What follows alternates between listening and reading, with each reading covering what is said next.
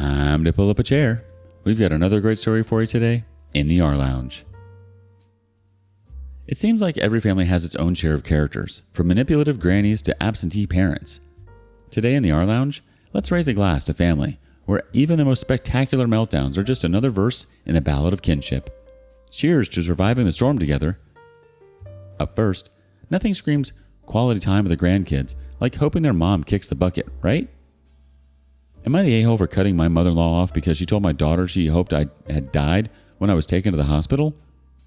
I, 30 female, was in a car crash. I had to be cut out of the car. I wasn't seriously injured though, thankfully, but the other person unfortunately wasn't doing too well from what I saw before I was taken away to the hospital. I was told to stay in the hospital overnight to see if I suffered from a concussion. I rang my husband and told him what had happened.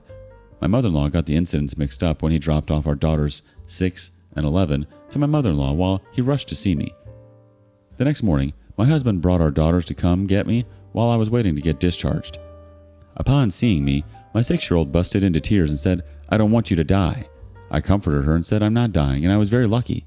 She then said Granny said she hoped I'd die so that them and my husband could come live with her. Me and my husband were shocked and my 12-year-old confirmed she heard her say that. My husband said he was going to ring mother-in-law. When he came back into the room, he looked furious, but didn't say anything until after we got home, and he said mother-in-law denied it, but after he kept pushing, she ended up admitting it, but she said she didn't mean it. I thought me and her were close, but I guess not. I'm incredibly hurt she would want that, and said I wanted me and the girls to go no contact with mother-in-law. I told him he can have a relationship with her, but I don't want me and the girls to have one with her. My husband said he supports me. He then rang mother-in-law and told her what I said. She didn't take it too well. She came to our house crying and saying it was a misunderstanding and she didn't mean it and that we were taking it the wrong way. My husband asked, "What did you mean by it then?" She got hysterical and started crying and saying she always wanted daughters, but my husband was the only child due to her not being able to have any more after him, and that the girls are more like her daughters than granddaughters, and she wasn't thinking properly when she said that to our 6-year-old. She got so worked up that my husband had to take her home. When he got back, he said he didn't know she felt like that and asked did I still want to cut her off. I said yes. He said okay and didn't argue. But it's been a week now and she is still very quiet and hasn't said much about what happened, and now I'm starting to feel guilty and wondering if I did take it the wrong way and being the a-hole. There's no consensus bot on am I the a-hole, but unsurprisingly, a majority of the votes were not the a-hole. Let's see what one of those community opinions was. She traumatized your child. It was horrifying for your daughter to hear that. Bad enough her mom was in the hospital after a car accident. As a young child, she likely had a whole lot of frightening scenarios going through her mind, unable to properly process that. Your daughter needed assurance and positivity. Not what the disgusting harridan said. Mother-in-law did mean it. You don't blurt something like that out of misunderstanding or as a joke. That whole hysterical outburst she put on in front of you, that was BS. Manipulative BS. Because she got caught. And it seems to have worked on your husband because she's trained, brainwashed him that way. Stand your ground. She needs at the very least a good long time out. Do not let your husband or anyone sweep this under the rug because doing that would make everyone think it's perfectly okay for mother-in-law to hope you died, for your daughters to lose their mom. That's sickening. I'd make the time out at least 6 months. Heck, make it for the rest of the year. So she loses out on the big holidays at the very least. What a vile effing cow. Not the a-hole. Nothing like a near-death experience to bring out the best in people. What's a family crisis without a meddling matriarch making it all about her? I mean, seriously, who knew Granny had such a dark side? Nothing says I love you like hoping your daughter-in-law kicks the bucket so you can cozy up to your son and grandkids, right? And the Oscar for Best Actress in a Manipulative Meltdown goes to your dear old mother-in-law, folks. But wait, there's more. After getting caught with her foot in her mouth, she pulls the classic "I didn't mean it" routine. Classic move, Granny. Classic move. And let's not forget your husband's spineless performance in this little production. So are you the a-hole for cutting off contact with this gem of a woman? Absolutely not.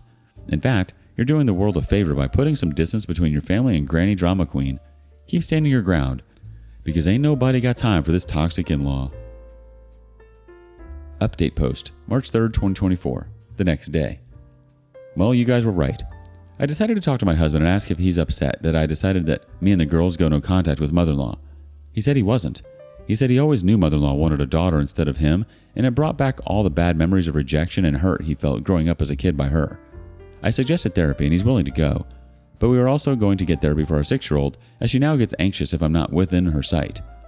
My husband agrees that going no contact with mother-in-law is the best thing for our family. Our daughter's birthday is coming up, and we have yet to tell mother-in-law she is no longer invited. Not looking forward to that, but that's the update. Thanks everyone for the lovely comments and support. I appreciate it. Update post 2. Next day, 2 days from OG post. I didn't think I would be posting here again and thought my last date would be my last, but here we are.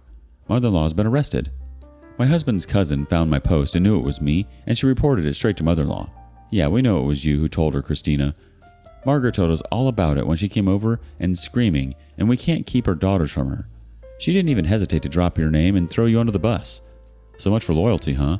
You are not welcome in my home anymore, and you are officially removed from Sam's birthday list and our lives. How about you show the whole family this post so they can see how two-faced you are?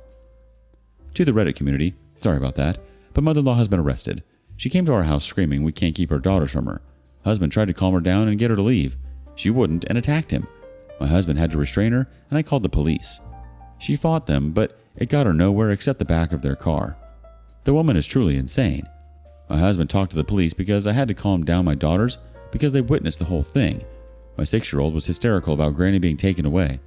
This is all just a big mess. Let's get another community reaction. Please talk to your children's schools. She will try there if she gets desperate. And also, a restraining order, now. Not the a-hole. Christina and your mother-in-law are, though. First off, kudos to your husband for finally coming to terms with the fact that his dear old mom is more toxic than a barrel of radioactive waste. Therapy sessions for everyone. It's like a family bonding activity, but with less trust falls and more emotional breakdowns. And nothing says happy childhood like being constantly on edge, right? Thanks, Granny Drama, for adding another layer of complexity to our already dysfunctional family dynamic. Bravo, Christina, for stirring the pot and unleashing the wrath of Granny Dearest upon us all. Can't wait for the next family gathering. And as for the dear old Granny, well, she's taken her drama to a whole new level by getting herself arrested. She did it to herself. I'm sorry she had to. Once again, scar your children and give them a reason to go to therapy. Ah, family. Never a dull moment. What do you make of this? Do you have a similar mother-in-law story? Let us know in the comments below.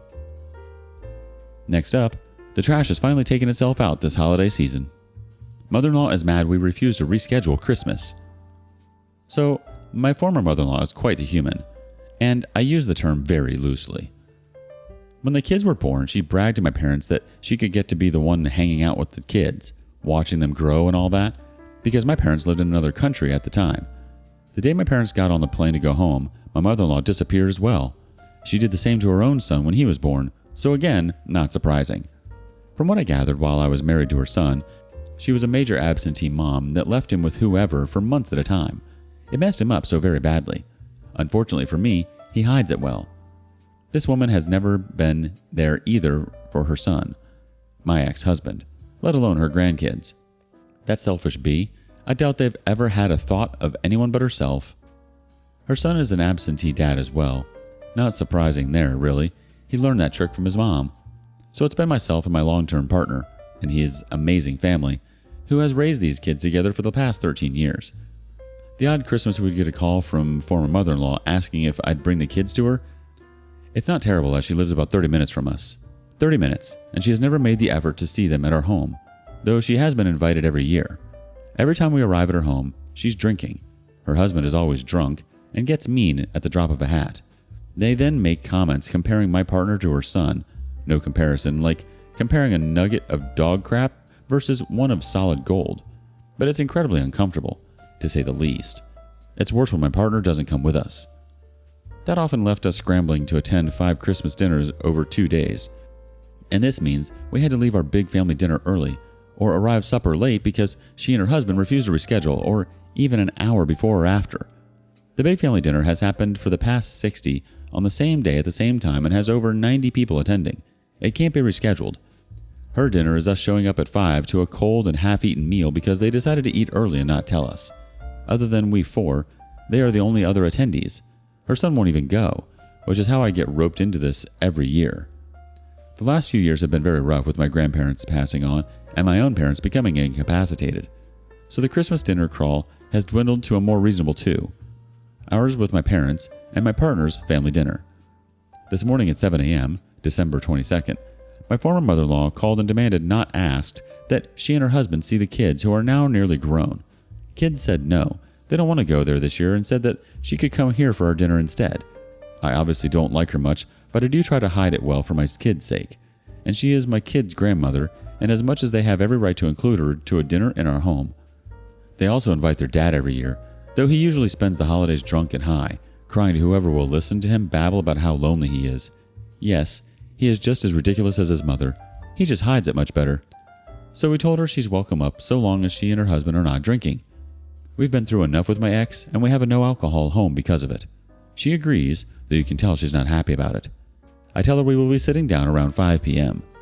She lost her crap, claiming that it's ridiculous that grown adults can't have a drink with supper, and states that's what time she sits down with her husband to eat. You can just change the time, right?